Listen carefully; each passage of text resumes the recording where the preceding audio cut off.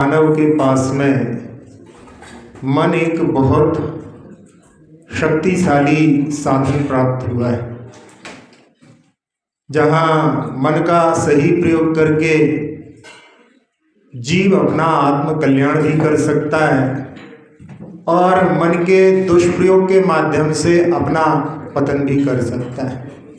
इसलिए कहते हैं मनेव मनुष्याणाम कारण बंध मोक्षयो। मन ही जो है मनुष्यों के लिए मोक्ष का भी कारण बन जाता है और संसार में परिभ्रमण का भी कारण बन जाता है। उत्तमा स्वात्म चिंता स्यात्, देह चिंता तु मध्यमा, अधमा काम चिंता स्यात्, पर चिंता धमा धमा। 4 प्रकार की चिंताएं, 4 प्रकार के चिंतन, जिसमें सबसे पहला अपनी आत्मा की चिंता, आत्मा का चिंतन करना, आत्मावलोकन करना, आत्मानुभूति करना, ये सर्वश्रेष्ठ है। जहाँ श्रावकों की क्षमता केवल आत्मचिंतन की होती है, यानी आत्मा का ऐसा स्वरूप है, ऐसा ऐसा मन में केवल श्रद्धान रखता है। जहाँ आत्मावलोकन, जिसमें कि अपने गुण दोषों के बारे में विचार करते हैं, वो आत्मावलोकन भी श्रावक करता है, उसके माध्यम से अपने गुणों की वृद्धि और दोषों की हानि का प्रयास करता है। और आत्मानुभूति तो शुद्धोपयोगी मुनिराजों को ही संभव है, भावना श्रावक भी रखता है। दूसरी जो है वहां पर चिंता, देह चिंता तो मध्यमा, जहां देह आत्मा से भिन्न है, पर है, पड़ोसी है, पर असी पड़ोसी पड़ोसी, तो देह पड़ोसी है और पड़ोसियों का भी हित का चिंतन, जहां उनके माध्यम से अपना उपकार होता है, उसके लिए केवल देह ही नहीं, देह से जो संबंधी होते हैं उनका भी, और जिनसे देह का कुछ भी संबंध नहीं है उनका भी हित हो, ऐसी कामना यदि की जाती है तो वो मध्यम चिंतन की कोटि में आती है। तीसरा जिसमें कहा अधमा तु काम चिंता स्यात्, जहां अधम काम चिंता को कहा। और काम इंद्री के बारे में समय सार की टीका में जयसेन महाराज ने रसना इंद्री और स्पर्शन इंद्री 2 को लिया है। जहां रसना इंद्री के वशीभूत होकर के जो अपने शरीर के लिए हितकारी नहीं है, उनको भी यदि अपन ग्रहण करते हैं तो वो अधम कोटि के अंतर्गत आता है। आजकल का जो जंक फूड चल रहा है या बाहर से बनाया हुआ जो भोजन, कोई डिलीवरी वाले जो कार्य चल रहे हैं, वो सब जो है अधम कोटि के कार्य हैं। जहाँ कुशील का भाव भी होता है, वो भी इसी कैटेगरी के अंतर्गत आता है। जहाँ व्यक्ति जो कुछ उसके लिए मिला है उसमें संतुष्ट ना होकर के पर नारी के ऊपर, पर पुरुष की ओर उसकी दृष्टि रहती है। एक स्टेशन पर एक कलेक्टर अपनी सुंदर पत्नी के साथ बैठे हुए थे और एक रेलवे का चौथी कैटेगरी वाला जो कर्मचारी था, वो बार बार वहां से उनकी पत्नी को देखते हुए निकल रहा था। बहुत देर हो गई और उन्होंने एक बार उसको जो है बुला करके और अपने पास बिठा लिया।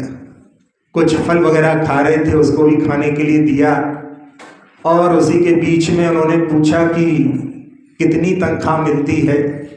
जहां 4th कैटेगरी का कर्मचारी है उसकी तनख्वाह, और उसके बाद में उन्होंने अपनी तनख्वाह उससे पूछी कि हमारी कितनी होगी।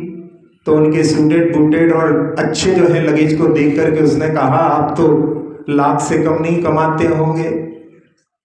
उसने कहा, कलेक्टर ने, कि इतनी मेरी तनख्वाह है और हर महीने की पहली तारीख वो तनख्वाह ला करके मैं इनके हाथ में सौंप देता हूँ, फिर भी उसके बाद में मुझसे संतुष्ट नहीं होती।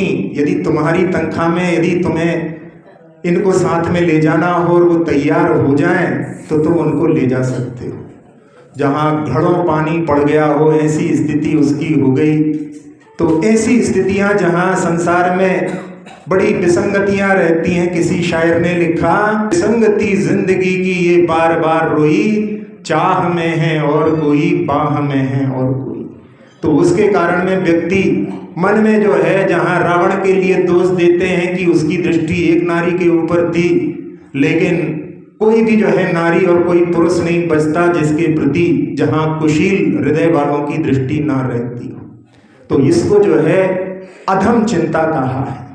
और इसके बाद में सबसे आखिरी जो चिंता है, जहां पर अधम से अधम उसको कहा, वो पर चिंता। अब यहाँ पर चिंता तो पहले देह की चिंता में हमने कह दिया, यहाँ पर भाव है पर के हित की चिंता नहीं, पर के अहित करने की चिंता में जो लगे रहते हैं, जिनका अधिक समय इसी में बीतता है कि कहाँ क्या चल रहा है, उनकी लड़की की शादी क्यों टूट गई, उनके घर में वो रिश्तेदार आए थे, उनका जो संबंध की बात चल रही थी वो कहाँ तक पहुंची, ऐसी जो है दूसरों के घर में जो है क्या चल रहा है, इस पर जिनकी ज्यादा दृष्टि रहती है, वो पर चिंता धमाधमा, जिससे अपना कोई प्रयोजन नहीं लेकिन फिर भी पूरे जगत की जो है जानकारी रखते हैं। अपने बच्चे बच्चियां कहाँ घूम रहे हैं उनकी उन्हें कोई चिंता नहीं, लेकिन दूसरे के घर में क्या चल रहा है इसमें जो है लगे हुए हैं, वो कहलाता है अधमा से अधमा चिंता। उसके माध्यम से केवल खालिस पाप बनता है, उसमें पुण्य की कोई भी गुंजाइश नहीं रहती। तो ऐसी स्थिति में जहां किसी ने किसी छोटे बच्चे को बुला करके कहा कि भाई कल रात को तुम्हारे घर में बहुत आवाज आ रही थी, क्या चल रहा था? और पहले तो जो है रेडियो चल रहा था, मतलब केवल आवाज आ रही थी, और बाद में थोड़ी देर बाद आपकी बालकनी में भी कुछ दिखाई दे रहा था, टेलीविजन बन गया था।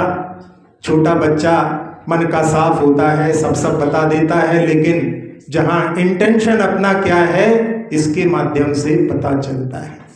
तो जहां लोगों के मन में ऐसा रहता है कि जहां दो वेद जो है निंदनीय होते हैं, अनेक तुलनात्मक दृष्टि से मोक्ष नहीं प्राप्त कर सकते, उनकी प्राप्ति में ये बहुत बड़ा कारण होता है। यानी जिनको उन निंदनीय वेदों को प्राप्त करना हो, वो इस प्रकार का कार्य करके अपनी रिजर्वेशन उसके लिए कर सकते हैं। इसलिए अपने लिए यहाँ जिनागम बतलाता है कि अपनी चिंता करो और अपने आत्मा की चिंता करो।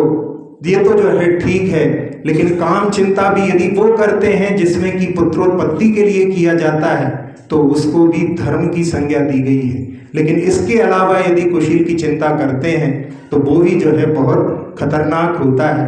इसलिए अपना कैसा चिंतन होना चाहिए, इसके माध्यम से अपने को सीख करके अपने मन का सदुपयोग करने की प्रेरणा लेना चाहिए।